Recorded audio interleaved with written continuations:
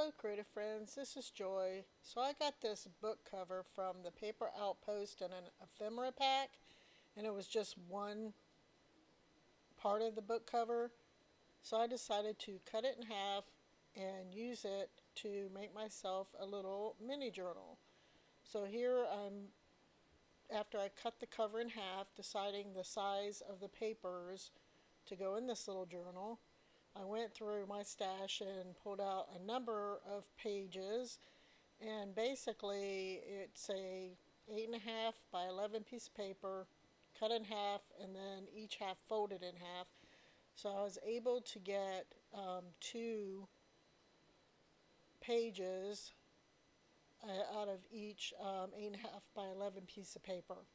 But of course, not every paper that I used was 8.5 by 11, but that's the general size of the papers. Like this is much smaller, but I'm fine with that.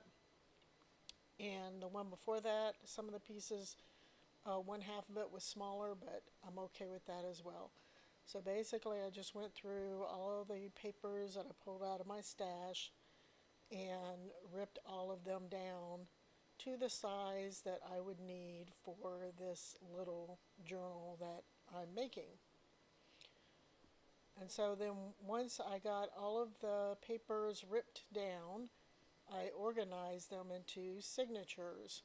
So I'm just kind of dividing them up and then putting them together to make my signatures. I decided to do 3 signatures, but when I put all of these pages together, and then you'll see here in a minute, I have the other 2 signatures already assembled and tested them out in this cover to see how thick this journal was going to be. I realized this is going to be really thick. So I decided to pull out half of the pages in each signature, so that way I actually ended up with 6 signatures. So technically I can make 2 mini journals out of these papers. So I decided that I'm going to use this book cover to make one mini journal, and I am going to create another mini journal with the remaining papers.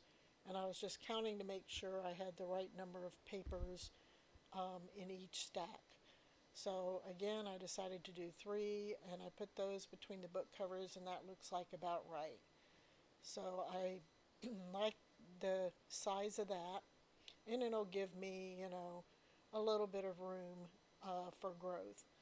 So now I need to create a spine. So again, just so I have room for growth, I measured what the spine would need to be, and I found this piece of cardboard, and it's just basically a backing from a pad or something. And here I measured out the size of the cover that I have plus the spine that I would want on it, on the book, and kind of drew out that same size cover on this piece of cardboard. So that will be my second little journal that I'm going to create. So I'm just kind of here sketching it out, and got my blade and decided to cut through. And the cardboard is not really that thick, but apparently my knife is, or my little blade is kind of dull, so I actually remedy that by snapping off the blade. So I have a fresh, sharp, clean blade. And then here I'm just trying to crease where the spine is going to be on this second mini journal, just so that I've got this already measured out and folded up and creased into the size that I need for the second little mini journal. And so here I'm just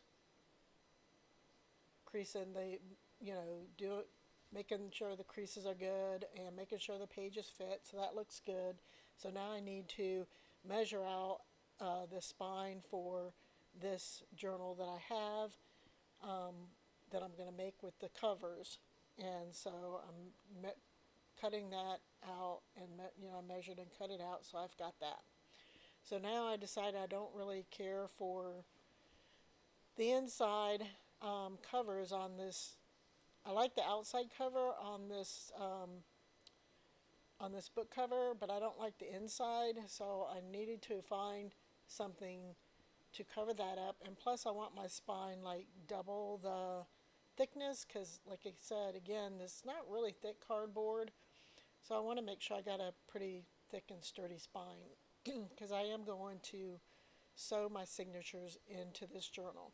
So that is the paper pack that I've got the papers from to cover the inside of this little journal, and I'm measuring it out the size that I need, and I'm cutting that down to size for the two different covers now that I'm going to be using for this journal. And I did pull out another sheet to cover the spine, which I did cover, but it really was not necessary because you'll see in the end I end up completely covering that up anyway because I end up using fabric to attach the spine to the covers. So I don't know what I was thinking. I think what my intent was that I was going to use the scrapbook paper to attach the spine to the journal, but that's not what ended up happening, as you'll see. So I use Fabri-Tac here. It works pretty good for this type of a project. And I'm just gluing the papers onto the front and back cover of this book cover. And I'm smushing it around with my finger just to get any of the thicker globs of glue, you know, getting them so they're not so thick so I don't end up with warping. But I haven't really had too much trouble with this glue warping, so that's good. But the scrapbook paper I'm using is pretty nice thickness to it as well. So what I should have done with this cover is, or with the spine, to attach it to the cover, is to glue this onto the paper and then glue that onto the book. But I don't know, like I said, what I was thinking, but I ended up covering the whole thing with this piece of paper and then having to figure out another way to attach it to the cover. I did try to use some clear book tape to try to attach the spine to the cover, but for some reason the book tape would not stick to the outside cover of this book cover, so I ended up abandoning that idea. I did wrap it around and tried to use that, but it just didn't work. And for some reason, it wasn't sticking to the outside of the cover. So, yeah. And then when I pulled the book tape off, which you'll probably see that here in a minute, I ended up tearing the paper that I wrapped the spine with. But again, I didn't care because I knew I was going to end up covering it up with some material anyway.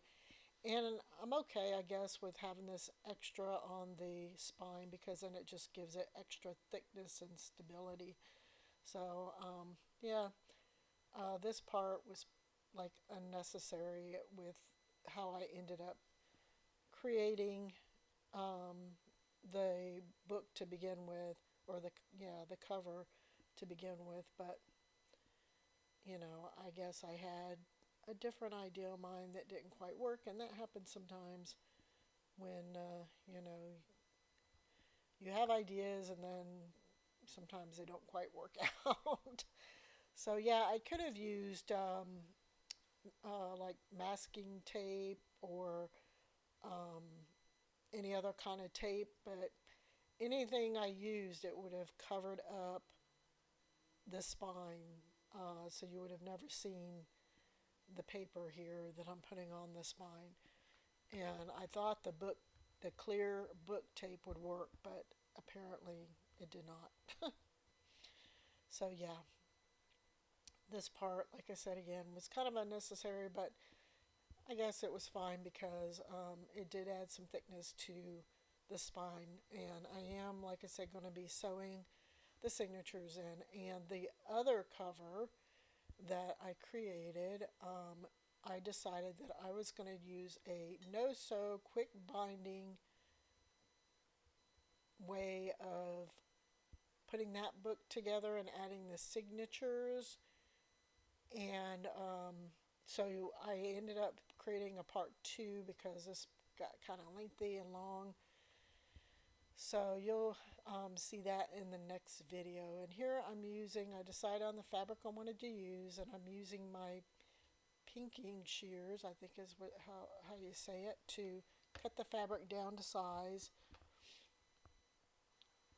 for gluing the spine down to the book cover. And I really like the way this turned out. I was really happy with it after I got it all put together. And like I said, the other one, I also videotape, but that is going to be a quicker and easier no-sew type binding that I decided to use on that one. Here I didn't feel like using my finger to smush the glue around, so I got this silicone, I don't know what you call it, spatula thing. I think I got it at the dollar store, and I just use it for crafting whenever I need it. And it works. It's like whatever works. Yeah, you can see on the spine that some of the scrapbook paper tore, but again, I didn't really care too much about that. So I'm just trying to make sure that each side is kind of even as far as how long it is. And I'm again using the Fabri-Tac, and I'm gluing down the two different sides, the front and the back cover. And there's where the scrapbook paper kind of pulled up a little bit when I was pulling off the clear book tape that I tried to use. It didn't quite work out. And so I'm just adhering the piece of fabric down, and this is some Tim Holtz fabric that I had. I got like a pack of Tim Holtz fabric quite a while ago, and it has about 10 different, like, I think it's each piece is like maybe a yard, if that. So it's got a lot of different pieces of fabric with different designs on there, and that's where I got this from. So I'm deciding on which piece of this fabric I want for the inside, and I decided I like this area where there's some words and some script, so I'm cutting that down to size and making sure it's the right width. And then I'm cutting off, you know, for the length, any excess for the length of it. And I'll be gluing that down with some Fabri-Tac glue as well. So there, I'm just, again, making sure I'm getting the right width and then cutting off any length. Just kind of eyeballing it. I don't know, it might have been easier if I measured and all that good stuff, but I'm just eyeballing it and then checking it, and then, you know, cutting off a little bit more if I need to until it seems to be the right size. And so I'm putting down my Fabri-Tac glue, smushing it around, and then adding the other piece of fabric on the inside. Now once I got this done, this had to dry because it was pretty wet, and I didn't want to be trying to sew in signatures and all that before it completely dried. So I did leave this overnight to dry, and that's how that turned out, and I'm pretty happy with, you know, the way that looks. So I let that dry overnight, and here I've got just a little piece of paper where I'm measuring out this width of my spine. I'm checking that and marking it,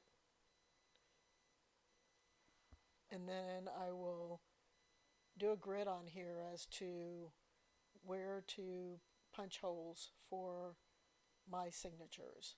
And I always like to do an odd number of signatures because it's easier to find the middle and then go on either side of the middle one to where you want the other signatures to be sewn in. It's a lot more difficult to try to figure out the spacing for 4 signatures as it is for 3, or for 5. It's easier for 5 signatures as it is for 4.